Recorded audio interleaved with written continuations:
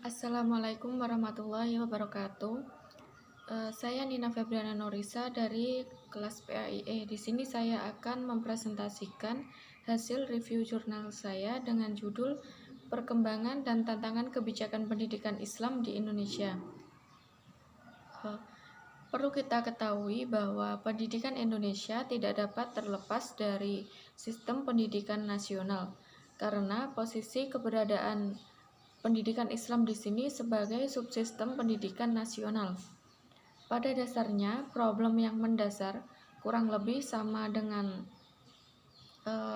permasalahan pada umumnya, yaitu berkaitan dengan kualitas sumber daya manusia dan masalah manajemen. Masalah di sini tidak dapat terlepas dari adanya tantangan yang sedang dihadapi.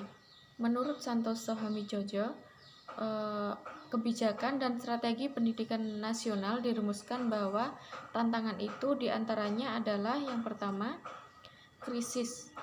Krisis di sini menyebabkan Indonesia menjadi negara yang terbelakang.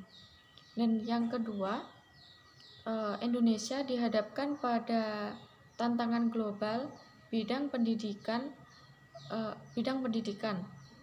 Era global menuntut kehadiran sumber daya manusia yang handal dan memiliki keunggulan kompetitif. Sumber daya manusia yang dimaksudkan tidak hanya sekedar memiliki keunggulan di bidang akademik saja, tetapi juga memiliki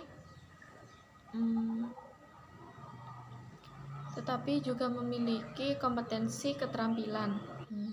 Yang ketiga, di era globalisasi, Indonesia melalui reformasi pembangunan di samping mengatasi krisis ekonomi, mewujudkan kedaulatan rakyat dan menegakkan hukum berdasarkan nilai-nilai kebenaran dan keadilan, bertujuan untuk meletakkan dasar kerangka dan agenda reformasi pembangunan agama dan sosial budaya dalam usaha mewujudkan masyarakat yang lebih maju. Lalu, bagaimana dengan respon dari pendidikan Islam itu sendiri?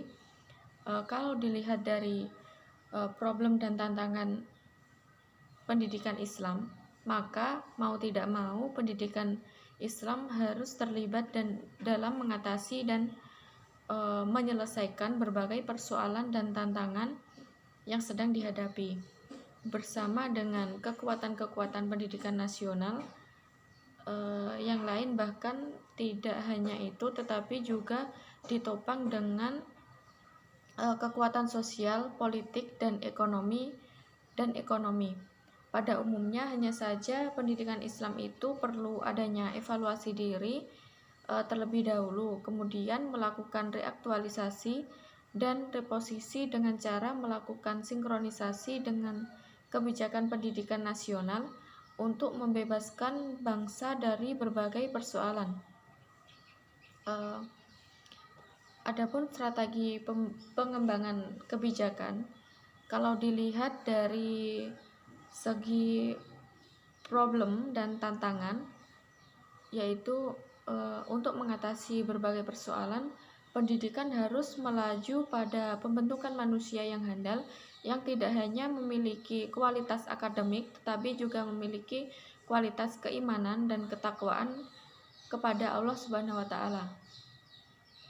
Karena pendidikan di sini dihadapkan pada masalah mutu dan manajemen, maka kebijakan pendidikan paling tidak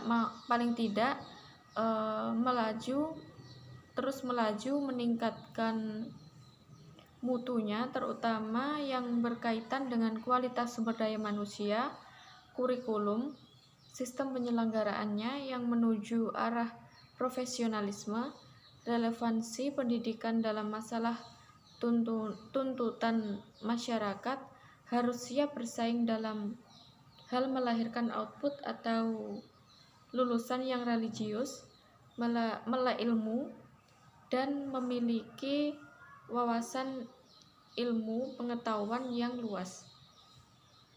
Mungkin cukup sekian presentasi dari saya. Apabila ada Salah kata, saya mohon maaf yang sebesar-besarnya. Akhiran, wassalamualaikum warahmatullahi wabarakatuh.